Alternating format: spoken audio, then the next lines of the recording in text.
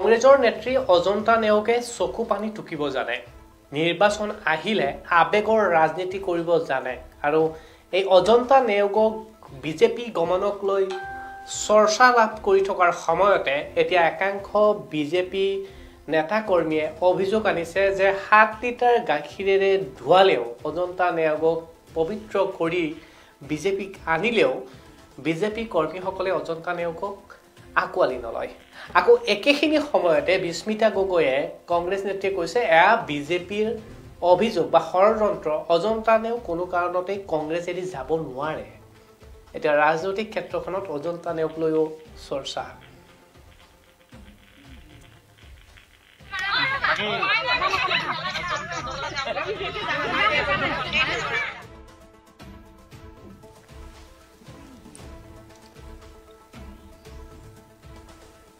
নিজ স্বামী হত্যাৰ প্ৰতিশোধ ল'বলৈ ৰাজনৈতিক পথাৰখনলৈকে অহা কংগ্ৰেছ বিধায়িকা তথা প্ৰাক্তন মন্ত্ৰী অজন্তা নেওগৰ নিৰ্বাচনৰ সময়ত কান্দি কান্দি ভোট খোজাৰ অভ্যাস আছে। ৰাইজক আৱেগিক কৰি ক্ষমতাৰ দখলৰ কুচকাৱাজ চলোৱাই অজন্তা নেওগে। অহা 20 নৱেম্বৰত বিধায়কগৰাকীয়ে আনুষ্ঠানিকভাৱে বিজেপিত যোগদান কৰাৰ প্ৰসংগত সৰব চৰ্চা হৈ থকাৰ সময়তে বিধায়কগৰাকীৰ বিৰুদ্ধে এতিয়া সৰব হৈ পৰিছে বিজেপিৰ তৃণমূল কৰ্মী, প্ৰাৰ্থিত্ব প্ৰয়োগী সদস্য তথা মহিলা নেতৃত্বসকলে। বিজেপিত সকলোৰে বাবে দুৱাৰ খোলা আছে, কিন্তু টিকটৰ লগত বিজেপিত যোগদান কৰিলে বিজেপিৰ ভিতৰ চলাত তীব্ৰ এক অন্তকণ্ডলৰ সূচনা হোৱাৰ কথা সদৰি কৰে গোলাঘাটৰ বিজেপিৰ তৃণমূল কৰ্মীয়ে। আনহাতে যোৱা 20 বছৰে নানা দুৰ্নীতি সংঘটিত কৰি ৰাজ্যক প্ৰবঞ্চনা কৰি অহা অজন্তা নেওগে যদি ক্ষমতাৰ লগত বিজেপিলৈকে আহে তেন্তে দলীয় সদস্যই তেওঁক কোনো কালেই গ্ৰহণ নকৰাৰ হুংকাৰ গোলাঘাট বিজেপিৰ প্ৰাৰ্থিত্ব প্ৰয়োগী নেতা বিতুপন শইকীয়াৰ। ইপিনে যদিহে গোলাঘাটত সমষ্টিত কিবা প্ৰকাৰে মহিলাৰ বাবে সংৰক্ষিত হয় তেতিয়াও তেওঁ অজন্তা নেওগক বিজেপিৰ পৰা প্ৰক্ষেপ কৰিব নোৱাৰিব বুলি সদৰি কৰে গোলাঘাট বিজেপিৰ ৰাজ্যিক মহিলা নেত্ৰী জিনা বৰুৱাই। মুঠৰ ওপৰত টিকটৰ অংকত বিজেপিলৈ আহিলে কোনো কাৰণতে বিজেপিৰ সদস্যই এইবাৰ গ্ৰহণ নকৰে কংগ্ৰেছ। বিধায়িকা অজন্তা নেওগক অন্যহাতে বিধায়িকাগৰাকীক বিজেপি গমনৰ কথাত একেমুখে নস্যাৎ কৰে কংগ্ৰেছৰ প্ৰাক্তন বিধায়িকা তথা মন্ত্ৰী বিস্মিতা গগৈ। তেওঁ কয় যে দীৰ্ঘদিনৰ পৰা ৰাজনৈতিক অভিজ্ঞতা সম্পন্ন অজন্তা নেওগে কংগ্ৰেছ এৰি কেতিয়াও অন্য দলত যোগদান কৰাৰ প্ৰশ্নই নুঠে। নিজৰ স্বামীৰ আৱেগ জড়িত দলটো এৰি যোৱাটো যুক্তিহীন। এয়া কেৱল বিজেপিৰ একাংশৰ ষড়যন্ত্ৰ বুলিহে অভিমত বক্তব্য আগবঢ়ায় প্ৰাক্তন মন্ত্ৰী বিস্মিতা গগৈ। মুঠৰ ওপৰত এতিয়া ৰাজনৈতিক ক্ষেত্ৰখনত অজন্তা নেওগক লৈ চৰ্চা। কি কৈছিল দলৰ তৃণমূল কৰ্মকৰ্তাসকলে বিজেপিৰ লগতে বিস্মিতা গগৈৰো সেই মন্তব্য মই আপোনালোকক শুনাইছোঁ।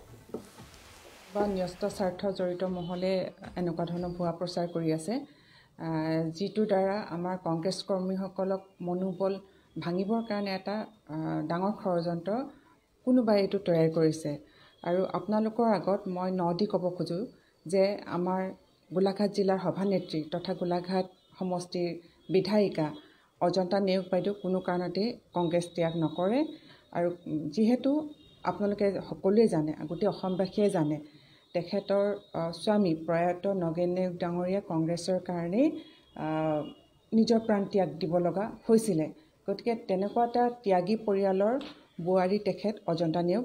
গতিকে কোনো কাৰণতে আমি নাভাবোঁ তেখেত যাব, আৰু কোনো কাৰণতে নাযায়। এইটো এটা ডাঙৰ ষড়যন্ত্ৰ কংগ্ৰেছ দলৰ বিৰুদ্ধে কৰি আছে। আমি নিশ্চয়কৈ ক'ব খোজোঁ, এতিয়া যিহেতু প্ৰতিদ্বন্দ্বী হিচাপে বিজেপি দলটোৱে অসমত এতিয়া আছে মূল প্ৰতিদ্বন্দ্বী হিচাপে। গতিকে বিজেপি দলৰ কোনো স্বাৰ্থজড়িত ব্যক্তিয়ে এনেকুৱা ধৰণৰ অপপ্ৰচাৰ চলাই আছে। মই এতিয়ালৈকে পাৰ্চনেলি তেখেতৰ লগত কথা পতা নাই, কিন্তু তেখেতৰ যিসকল সহযোগী তেখেতসকলৰ লগত কথা পাতিছোঁ যে এইটো কোনো কাৰণতেই নহয়। আৰু এইটো সম্পৰ্কত যিহেতু বাইদেৱে আগতেই এটা ক্লিয়াৰ কৰি থৈ গৈছে, প্ৰেছ মিট দি এটা ক্লিয়াৰ কৰি থৈ গৈছে যে তেওঁ কোনো কাৰণতে কংগ্ৰেছ দলৰ পৰা বেলেগ দললৈ নাযায়। গতিকে বাৰে বাৰে একেটা কথা কৈ থকাৰ কোনো যুক্তি নেদেখোঁ। আৰু সেইকাৰণে হয়তো অজন্তা বাইদেৱে নতুনকৈ আকৌ কোনো ক্লিয়াৰিফিকেশ্যন দিব লাগে বুলি মই নাভাবোঁ। আৰু ময়ো সেইটো নাভাবোঁ যে ময়ো তেখেতৰ হৈ পিনি ক্লিয়াৰিফিকেশ্যন দিব লাগে, কাৰণ এইটো বাৰে বাৰে কৈ থকা কথা নহয়। এবাৰ যেতিয়া কৈছে সেই কথাটো ৰাইজে নিশ্চয়কৈ বুজি পাব বা বুজি পাইছে। নিশ্চয়কৈ স্পষ্টকৈ কৈছে। আপোনালোকে কিছুদিন আগতে যিটো প্ৰেছ মিট আছিলে, সেই প্ৰেছ মিটটো চালে আপোনালোকে দেখা পাব যে তেখেতৰ স্বামীৰ কথা কৈছে, তেখেতৰ ত্যাগৰ কথা কৈছে, পৰিয়ালৰ ত্যাগৰ কথা কৈছে, তেখেতৰ কষ্টখিনি অৱদানখিনিৰ কথা কৈছে। গতিকে সেইখিনি কোৱাৰ পিছত পুনৰ একেটা কথাকে যেতিয়া সুধি থকা হয়, সেই একেটা কথাকে সুধি থাকি একেটা উত্তৰ দিবলৈ হয়তো মানুহৰ মানসিক স্থিতি এটা নাথাকিব পাৰে। গতিকে এটা ক্লিয়াৰ কৰি দিয়াৰ পিছত একেটা কথাকে মই ভাবোঁ সুধি থকাৰ কোনো যুক্তি নাই। বাইদেউ এক প্ৰশ্ন সুধিব বিচাৰিছোঁ। আপোনাৰ পৰিয়ালত মন্ত্ৰী আছিলে, তাৰপিছত আপুনি মন্ত্ৰী আছিলে, আৰু আজিলৈকে আপুনি যিদৰে কংগ্ৰেছৰ সেৱা আগবঢ়াই আহিছে, ঠিক তেনেকৈ বাইদেউৰ স্বামী কংগ্ৰেছৰ মন্ত্ৰী আছিলে বা তেওঁ মন্ত্ৰী আছিলে, মানে সমান বুলি ভাবেনে আপুনি? যিমানটো কংগ্ৰেছৰ লগত যেনেকৈ সেৱা আগবঢ়াই আহিছে, বাইদেউ তেনেকৈ আগবঢ়াই যাব বুলি আপোনাৰ বিশ্বাস আছে? নিশ্চয়কৈ মই 100% বিশ্বাস কৰোঁ, কাৰণ বাইদেউ মোতকৈ যথেষ্টখিনি জ্যেষ্ঠ। তেওঁ ৰাজনৈতিকভাৱেও জ্যেষ্ঠ, বয়সতো তেখেত জ্যেষ্ঠ, বহুত অভিজ্ঞতা আছে। দলটোৰ ভিতৰুৱা বাহিৰুৱা সকলোখিনি অভিজ্ঞতা তেখেতৰ আছে। গতিকে তেখেতে দলটোৰ কাৰণে আজি তাৰিখলৈকে তেওঁ নিষ্ঠা সহকাৰে কাম কৰি আহিছে। দলটোৰ প্ৰচাৰ তথা দলটোৰ আদৰ্শ তথা দলটোৰ যিবিলাক নীতি, সেই নীতিক সৰুগত কৰি দলটোৰ ভেটি মজবুত কৰিবৰ কাৰণে তেখেতে কষ্ট কৰি আহিছে। গতিকে মই ভাবোঁ আমি যেনেকৈ কৰিছোঁ, বাইদেউ তাতোধিক বেছি দলটোৰ কাৰণে কৰিছে। প্ৰথমে মই কওঁ যে এতিয়ালৈকেতো অজন্তা নেওগ আহিব বুলি আমি শুনিহে আছোঁ, যোগদান তেখেতে কৰা নাই। গতিকে সেইটো অকণমান যোগদানৰ কথাটো মানে কি, আমি কাগজে পত্ৰ বা এনেকৈ মিডিয়াতহে শুনি আছোঁ। কিন্তু কথাটো হৈছে কি, যোগদান কৰাত আমাৰ বিজেপিৰ মানে দুৱাৰ সদায় খোলা আছে, সকলো আহিব পাৰে। কিন্তু কথা এটা হৈছে কি, আজি তাৰিখত ভাৰতীয় জনতা পাৰ্টি গোলাঘাট সমষ্টি এনেকুৱা এটা অৱস্থা নহয়, ইমান সাংগঠনিক দুৰ্বলতা নহয় যে বেলেগৰ পৰা আনিহে বেলেগ পাৰ্টি বা জইন কৰাহে ধৰক নিৰ্বাচন খেলিব পাৰে। তেনেকুৱা কথাটো পৰিস্থিতি হোৱা নাই। আৰু ইমান দিনে চাওক, ইমান দিনে তেখেতে কংগ্ৰেছত থাকি বিজেপিক সমালোচনা বা গালি, হেৰি ভাষাত ক'বলৈ গ'লে মই তিৰস্কাৰ গালি বহুত কৰিছে। আৰু চাওক বিজেপি চৰকাৰে কি কৰিছে, সবকা সাথ সবকা বিকাশ কৰি পেলাই কংগ্ৰেছো চোৱা নাই বা বিৰোধী একো চোৱা নাই, মানে সকলো দলকে সমানে পুঁজি আবণ্টন দিছে। কিন্তু আৰু বিগত 5 বছৰ নহ'লে অজন্তা নেওগে এই সমষ্টিটোত উন্নয়নৰ কাম কেনেকৈ কৰিলেহেঁতেন, যদি বিজেপি চৰকাৰে তেখেতক পুঁজি আবণ্টন দিয়াৰ ক্ষেত্ৰত মানে বাধা দিলেহেঁতেন বা সহযোগিতা নকৰিলেহেঁতেন। গতিকে সেই ক্ষেত্ৰত মই কওঁ যে দুৱাৰ আমাৰ সকলো কাৰণে খোলা আছে, আহক তেখেতে। কিন্তু তেখেতে যি সময়ত বিজেপিক গৰিহণা দি আছিল বা সমালোচনা কৰিছিল, সেই সময়ত কিন্তু আমাৰ বিজেপিৰ যথেষ্ট সংখ্যক যোগ্য লোকে এই দলটো সাংগঠনিক ভেটিৰ সবল কৰিবৰ কাৰণে দেহেকেহে লাগি আছিল আৰু এতিয়াও লাগি আছে। গতিকে তেওঁলোকতো কিবা এটা আশা লৈহে নিশ্চয় চবেই কাম কৰি আছে, নহয় জানো? তেনেস্থলত মই ভাবোঁ একেলগে বঞ্চিত তেখেতসকলক বা যাকে হওক, মই বুলি কোৱা নাই, আমাৰ বিজেপিৰ যোগ্য প্ৰাৰ্থী যথেষ্ট আছে। তেনেস্থলত আমি নাভাবোঁ যে দলে এনেকুৱা এটা সিদ্ধান্ত ল'বকে লোৱা নাই এতিয়ালৈকে। তেখেতে যোগদানো কৰা নাই বা টিকেট দিয়া কথাটো সিদ্ধান্ত আমি শুনা নাই এতিয়ালৈকে। এইটো মানে সৰ্বত্ৰ চৰ্চিত হৈহে আছে।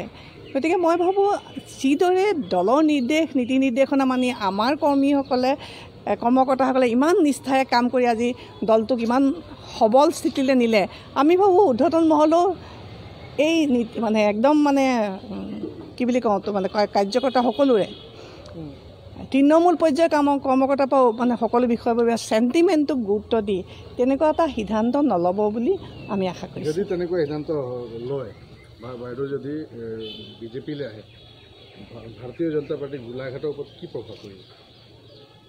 বিদ্ৰোহ হোৱা কিবা চান্স আছে? চাওক, মই সেই কথাখিনিকে ইতিমধ্যে কৈয়ে গৈছোঁ যে এতিয়ালৈকে তেখেতক টিকেট দিয়া কথাটো অহা নাই বা তেখেতে যোগদানো কৰা নাই। কৰিলে কথাটো বেলেগ হ'ব। মই যিটো হ'ব পাৰে সেইটো কৈছোঁ যে আমাৰ দুখ পাব আমাৰ কৰ্মকৰ্তাসকলে বা আমাৰ যিসকলে নিষ্ঠা সহকাৰে ইমান আজি তাৰিখতো যথেষ্ট কষ্ট কৰি আছে, কিন্তু গোটেই ডিষ্ট্ৰিক্টখন গোটেই সমষ্টিটো ঘূৰি কাম কৰিছে। তেনেস্থলত যদি এনেকুৱা এটা সিদ্ধান্ত লয়, নিশ্চয় আমাৰ কৰ্মকৰ্তাসকলে দুখ পাব। কিন্তু আমি ভাবোঁ, আমাৰ বিশ্বাস আছে যে আমাৰ ঊৰ্ধ্বতন মহলে তেনেকুৱা এটা সিদ্ধান্ত নল'ব, কাৰণ যোগ্য লোক ইয়াত বহুত আছে।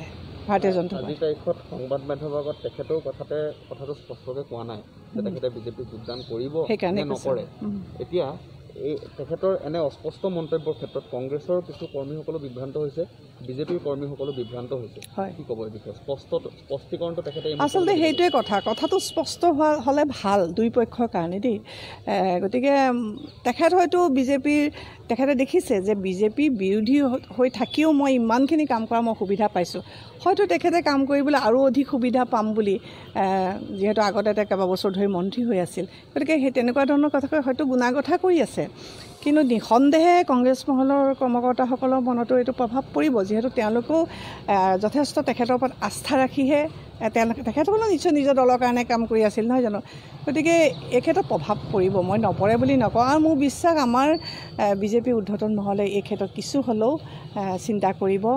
মানে তৃণমূল কৰ্মীৰ পৰা আৰম্ভ কৰি আমাৰ যিসকলে কষ্ট কৰি আছে দলটোৰ কাৰণে, ইমান আজি গোলাঘাট সমষ্টিটোত যথেষ্ট বিজেপি কিন্তু যথেষ্ট সবল ভেটি। গতিকে তেনেস্থলত আমি নাভাবোঁ যে বেলেগৰ এগৰাকী আগমুহূৰ্তত যিসকলে কালিলৈকে ধৰক বিজেপিক গালিয়ে পাৰি আছে, সমালোচনা কৰি আছে, তেনেকুৱা এগৰাকী আনি আমি টিকেট দিয়া হ'ব বুলি ভবা নাই তাৰমানে এতিয়ালৈকে।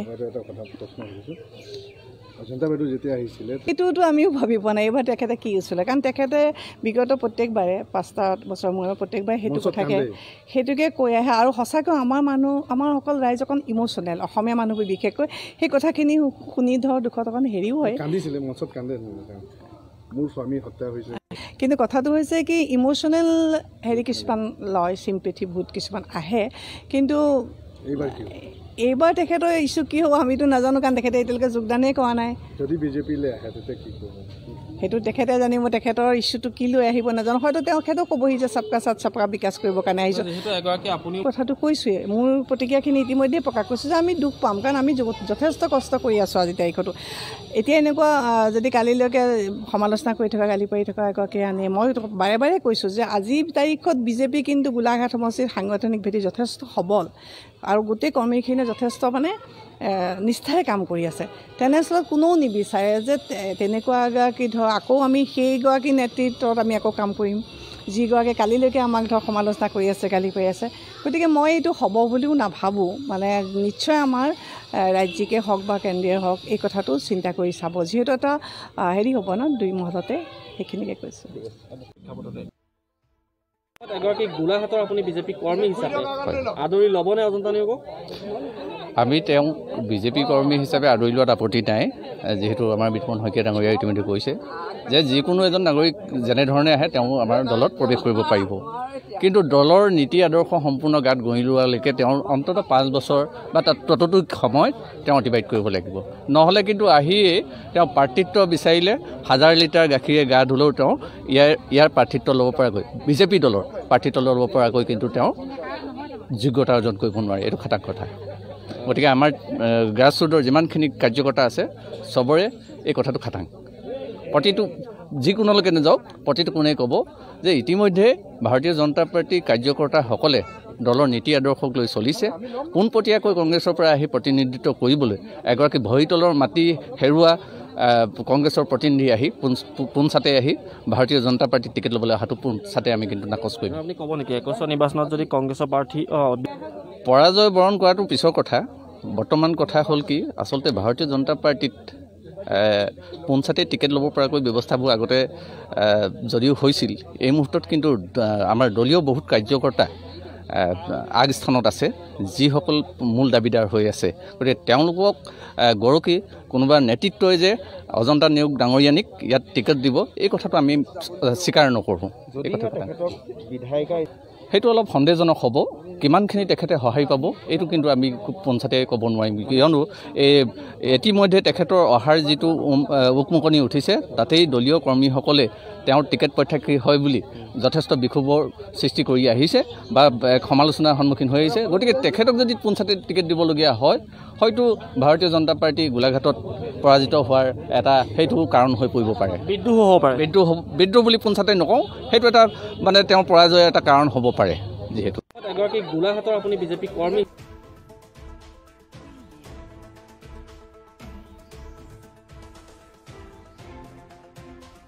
এনেধৰণে এতিয়া গোলাঘাটত বিজেপিৰ তৃণমূল পৰ্যায়ৰ কৰ্মীসকলে মন্তব্য আগবঢ়াইছে আৰু বিস্মিতা গগৈ কৈছে যে অজন্তা নেওগক লৈ বিজেপিয়েহে ষড়যন্ত্ৰ কৰিছে কেতিয়াও অজন্তা নেওগে কংগ্ৰেছ এৰি গুচি নাযায় কিন্তু 20 নৱেম্বৰলৈকে আমি ৰ'ব লাগিব 20 নৱেম্বৰত যেতিয়াকে চৰ্চা লাভ কৰিছিলে যে অজন্তা নেওগে কংগ্ৰেছ এৰি গেৰুৱা হ'ব বিষয়টো পৰৱৰ্তী পৰ্যায়ত গম পোৱা যাব সময় সকলো প্ৰশ্নৰ উত্তৰ দিব বিদায় দিছোঁ এই খবৰটো দি চাই থাকিব আপোনালোকৰ প্ৰিয় চেনেল PI নিউজ ৰাজ্যৰ বাবে ধন্যবাদ